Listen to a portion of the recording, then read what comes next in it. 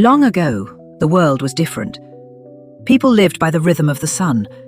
They watched the seasons change. Summer was a time of light and life. Winter was a time of darkness and quiet. The change from one to the other was very important. It marked the end of the year. It was a time of great power. The ancient Celts lived in lands we now call Ireland, Scotland, Wales. They felt this change deeply. They had a special festival to mark the end of the harvest. They called this festival Samhain. It was pronounced Samhain. Samhain was their new year, the most significant night on their calendar, a festival of fire and spirits. It happened on the night of October 31st. The Celts believed the world of the living and the world of the dead came very close. The barrier between them grew thin. This made it possible for ghosts to walk the earth. Spirits of ancestors could return to visit their old homes. Then the world changed. The Roman Empire spread across Europe. They conquered many Celtic lands around 43 AD. The Romans brought their own festivals with them. Furilia, a late October festival to honor the dead. Pomona, goddess of fruit and trees, symbol the apple. You can see the apple linked to Halloween. Bobbing for apples likely started with the Romans. A bigger shift came with Christianity. The new religion spread across Europe to replace pagan holidays. In the 7th century, Pope Boniface IV created All Saints' Day. It honored all saints and martyrs, originally in May. Later, Pope Gregory III moved it to November 1st. November 1st matched the Celtic New Year. The church aimed to absorb old ways, creating a 3-day celebration. October 31st became All Hallows' Eve. Hallow means a holy person or saint, so it was the evening of the holy ones. November 2nd became All Souls' Day, a day to pray for the dead. People went house to house asking for soul cakes. Soul cakes were small breads. In return, they promised to pray for the family's dead. That custom was called souling. Souling led toward modern trick-or-treating. The holiday crossed to America with Irish and Scottish immigrants. Different groups shared traditions. Irish jack-o'-lantern stories, English mischief-making traditions, German immigrants' beliefs in witchcraft. These customs blended together. Autumn is a time of beautiful decay. The leaves turn from green, brilliant red, orange, yellow. Then they fall from the trees. The days grow shorter. The air becomes crisp. The air becomes cool. There is a feeling of change in the air. Nature is preparing for the long sleep of winter. This season has always made people think about life and death. The end of the growing season mirrored the end of a life. This connection is at the very heart of Halloween, a time to think about cycles. The end of one thing is just the beginning of another. The harvest was the most important event of the year for ancient people. A good harvest meant survival. It meant enough food to last through the cold, dark winter. The final harvest was a time of great celebration, but also a time of anxiety. People worried about the coming winter. Would it be long? Would it be harsh? This time of year was known as the thinning of the veil. What is the veil? An imaginary barrier. It separates our world from the spirit world. Most of the time the veil is thick, but at Samhain it became thin and fragile like a sheer curtain. Halloween has, a famous cast of characters. Each one of them has a story. Ghosts are probably the most common symbol. They represent the spirits of the dead. The Celts believe these spirits returned home on Samhain. Witches are also central to Halloween. Long ago, people really believed in magic. Witches were women thought to have dark powers. They could supposedly fly on brooms. They brewed potions in cauldrons. Their connection to Halloween comes from old folk tales, seen as creatures of the night, most powerful when the veil was thin. Black cats were thought to be their familiars. Other creatures haunt the night too, vampires, werewolves.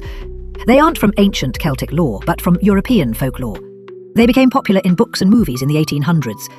They represent our fear of the wild and the unknown. A vampire is a creature that steals life. A werewolf is a person who loses control and becomes a beast. They fit perfectly into Halloween's theme of transformation. Jack-o'-lanterns have a special history.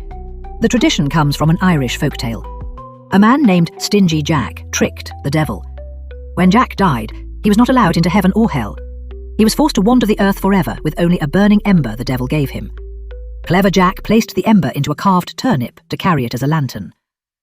Irish immigrants brought this story to America, where they found that pumpkins were much easier to carve than turnips. Halloween is, well, not just a human holiday. It is deeply tied to the natural world. Its timing is set by the Earth's journey around the sun. It marks a cross-quarter day, a point halfway between an equinox and a solstice. This is when the harvest ends and the dark half of the year begins. Ancient people did not need a calendar to know this. They could feel it in the air and see it in the fields. The crops were gathered in, the leaves were falling. The world was preparing for a long rest. This deep connection to nature's cycles gave the holiday its power and its meaning. The symbols of the season come directly from the landscape. Think of the pumpkin. It is a fruit of the harvest. It grows on the ground, round and heavy. Its orange colour matches the autumn leaves. We carve it into a jack-o'-lantern, giving a face to the season itself. The dried corn stalks we use for decoration are another example. They are the skeletons of the corn plants. They rustle in the wind like whispers, reminding us that the life of summer is over. The animals of Halloween are creatures of the night and shadow. Bats emerge from caves at dusk. Spiders weave intricate webs with dew. Owls glide silently and call. Black cats slip through shadows. All these animals are most active when we are asleep. On Halloween, we celebrate the mysterious world. We acknowledge the life that thrives in the darkness. Today, Halloween is bigger than ever. It has become a huge commercial holiday. Stores are filled with candy. Stores are filled with costumes.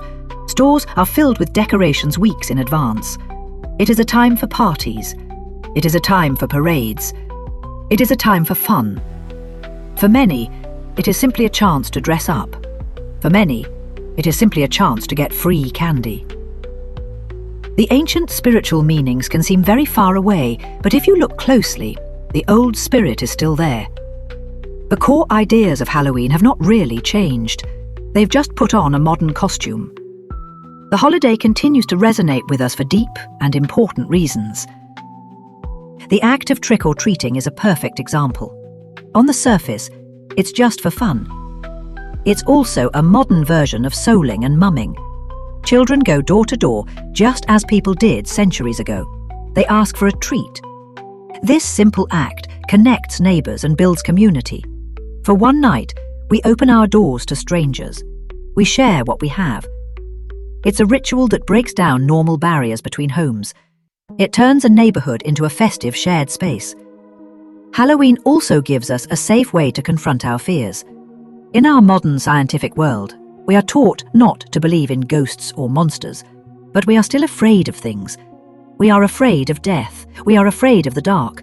We are afraid of the unknown. We are afraid because of disconnection. Halloween lets us play with these fears, and in building an unseen connection with the spirit world, just as witches or alchemists might, we ourselves might just connect on a level we didn't realize existed. As Yoko Ono famously said, "A dream you dream alone is only a dream. A dream you dream together is reality." We can dress up as the monster and wake up transformed. In the end, the spirit of Halloween is about transformation. It is a night when things are not what they seem.